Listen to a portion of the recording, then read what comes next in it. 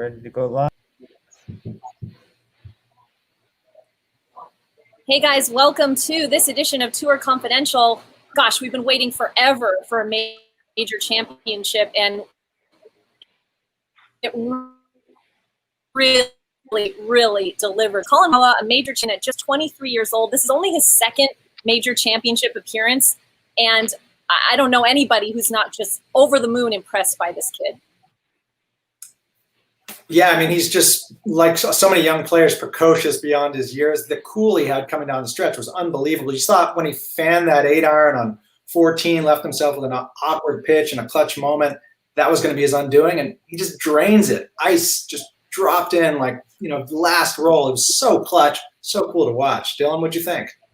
I mean, I remember seeing the tee shot he hit on number 14 at the workday a couple weeks ago at Muirfield Village, that drivable par 4. I thought that was going to be the best tee shot we saw this year, probably. I think it was 311 yards. He hit it to 10 or 11 feet.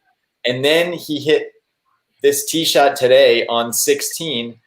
I mean, there didn't look like there was room to get that ball that close to that hole. And he just, with the tournament on the line, holding the lead, everyone was seeing, is this kid going to hang on? Is he going to choke down the stretch at a major championship? Instead, he just slots it in the only place that ball can fit.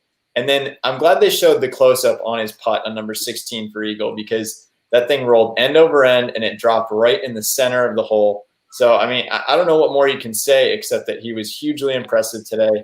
To not make a bogey on a major championship Sunday, it's all ridiculous. And putting is supposed to be his weakness. He was ice with that stick today.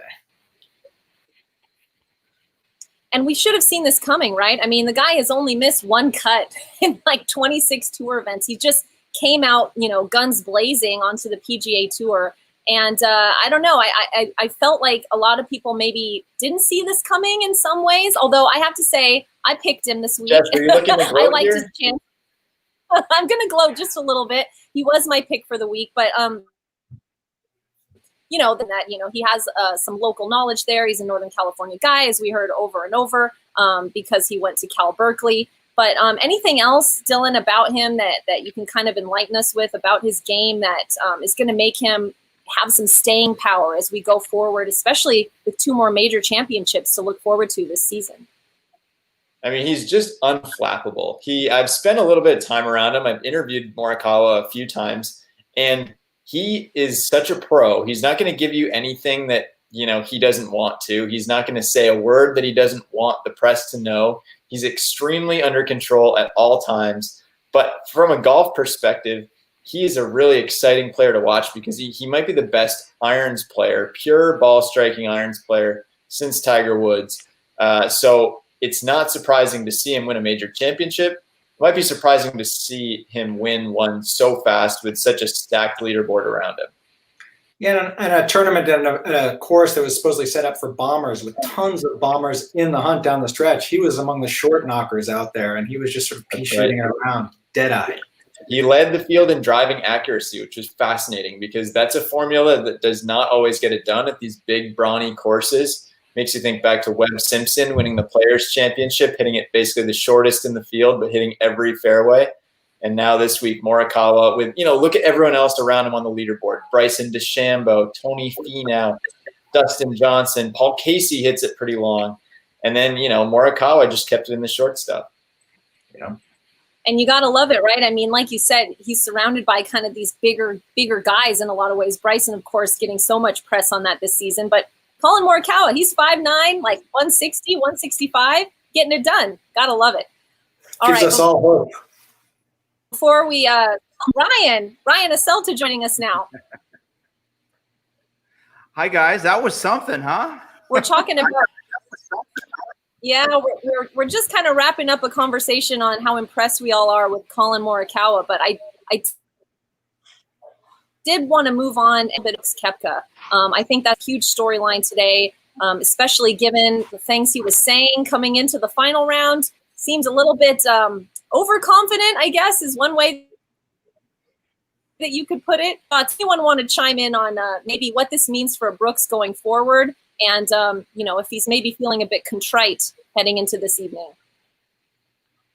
He always seemed like sort of the anti-polite golfer in so many ways. He was willing to be blunt, and there was a sense that he could just sort of walk through anything. He was the Marvel hero, the big muscly guy who could talk smack and back it up, put him in a major, and he was going to turn into the Terminator and just blow everybody away. That's what was so surprising about today, that he did it on the heels of talking smack. Made you think maybe there were golf gods watching out and administering a little karma. Yeah, karma will bite you when you least expect it, right, guys? I mean, isn't that what we saw? And it's been going on for a while. It wasn't just yesterday, the shot he took at DJ. I mean, he's taken shots at Bryson DeChambeau over the last few months. Remember the shot a year or two ago at Rory McIlroy that caught McIlroy off guard. Of course, McIlroy handled it with class like he does with everything, but Brooks is not going to have a whole lot of buddies left on this tour if he keeps acting the way he does. And today we saw it. You know, he pounded his chest after round 3, and he goes out and shoots a round like that. Didn't even contend. I mean, down the stretch, we didn't even see him until what, the 72nd hole. Not quite what I expected, but he may want to change his tune a little bit. He was pretty much off the broadcast after about the 7th hole. He talked after his round. He sort of said, I kept getting bad lies in the rough. It wasn't really meant to be. Not necessarily making excuses, but, you know, he's got to have his tail between his legs a little bit. I was interested to see if Dustin Johnson was going to respond through his play, if this was actually going to be the fire that DJ needed to get him playing extra aggressive in the final round. But he kind of fizzled out midway through the round too. And I don't know. We just got stuck in that log jam. Koepka was nowhere to be found. DJ never separated himself at all. And then just one man left standing. Yeah, it was looking like an 8-man playoff for a while when they were talking about anybody. Yeah, I don't know about you guys. I was kind of disappointed with DJ. I thought we were going to get a little more firepower, a little more aggressive play out of him. It was kind of a ho-hum round. I know he threw in that late chip in there for birdie late in his round, but for a guy who's been there before, knows how to win a major championship, didn't get much out of him. It was kind of like flatline for 18 holes out there today. Yeah, especially birdie out of the box. That's a really good. Yeah, that's a really good point, Ryan. And I think we can get into that a little bit. Was it DJ that was flat? The atmosphere was maybe a little bit flat. I'm wondering, we brought this up kind of internally, but maybe some of the guys that are used to playing major championships with big crowds and feeding off of that energy. I wonder if maybe they felt almost a bit of a disadvantage on a major championship Sunday where, guys like Colin Morikawa, who, he's played with some crowds, but he doesn't. Guys like DJ and Brooks, and Paul Casey even mentioned it in his post-round interview. It's just a totally different experience and could have maybe made things go another way. Look, I mean, walking behind Brooks Koepka from the tee box or from the practice tee to the first tee and from the practice green to the first tee at Bethpage Black last year to this, it could not be a more different experience. So I don't think we should underrate how much that's a factor. I think where it gets tricky is, saying, okay, how does that translate into shots per se? Is that 0.8 shots for Brooks and 0.4 for Dustin Johnson? I think that is pretty much impossible to do, but you can't ignore it. And it certainly is a factor. It's just hard to tell how it affects guys. It was interesting. Paul Casey, who's not notoriously been a good closer, especially on American soil, basically said, yeah, this might be an advantage for me, which was pretty funny self-awareness. So you don't usually hear these guys, say, but I guess when you're 43 years old, you've been out there a little while, you're kind of at peace with who you are. And maybe that's partly why Casey showed so well today. Yeah, and you wonder if Brooks, by turn, just felt a little deflated. What's that, Jessica? And just a quick comment on Casey. I mean, listening to his post-round call, I feel like, now that's how you talk to the media, right? I mean, especially what we've, just piling on again, I guess, from what we saw from Brooks yesterday. That type of graciousness, I think, just really goes a long way. He's just such a professional and such a gentleman. Love Paul Casey. Yeah, it was tough today. There was, Jess, you're so right. Guys like Casey, there were a few guys up there that I found myself, I didn't know who to root for because these were some of the nicest guys in the game, some of the best interviews, and I'm sure you guys have met a ton of these guys as well. Some of the best interviews I've ever done were atop that leaderboard today, Casey being one of them. So they handled it with class. They're true professionals. What's that? 64 major starts now for Casey without a win, and he's still got a smile on his face. Jason Day's been through so much. He's got that one major under his belt. He is seen smiling after his round, coming up just short. So these guys have been there, and they act like they're going to continue to be there and be there again. That's how they handled it afterwards, from what I saw. Dylan, where do the guys who came up short today, notably looking at Brooks, looking at Jason Day, where do they go from here, and what do you see for them going forward as we start up the FedEx Cup playoffs right away, and then of course U.S. Open and Masters? I mean, I think there's different guys who are looking at this different ways. For Bryson DeChambeau, who had never had a top 15 in a major, who it seemed like a lot of things didn't really go his way this week, and who still finished T3, it feels like a big victory. Tony Finau, another T3 has got to be driving him insane. I mean, this guy finished his second and third more than anyone else on tour. It never felt like, oh, this is Finau's tournament to win. And it really doesn't tend to with his seconds and thirds. It's not like he's choking away 3 and 4 shot leads.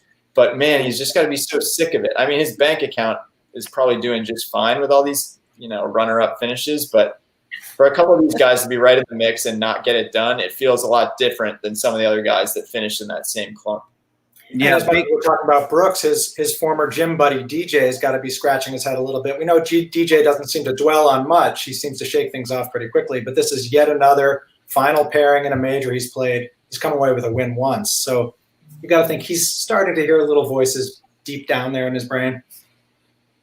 Yeah, Jess, I think a couple guys that came up short really are taking the positives out of this. How about Matthew Wolff? What we saw out of him, especially on the back nine, he kind of came out of nowhere and played himself into contention. A guy like Scotty Scheffler, another guy who's been peeking around a little bit this season, but by no means that I think he was ready to contend at a major. Cameron Champ's got to be disappointed. The double bogey he couldn't rebound from today, but to put himself in position at such a young age. We're entering an age, guys. We're going to hear from these guys quite a lot. Morikawa is leading the way, but Wolff is not going anywhere. Camp Champ's only going to get better. Scotty Scheffler's just getting started. Haven't even talked about Victor Hovland yet.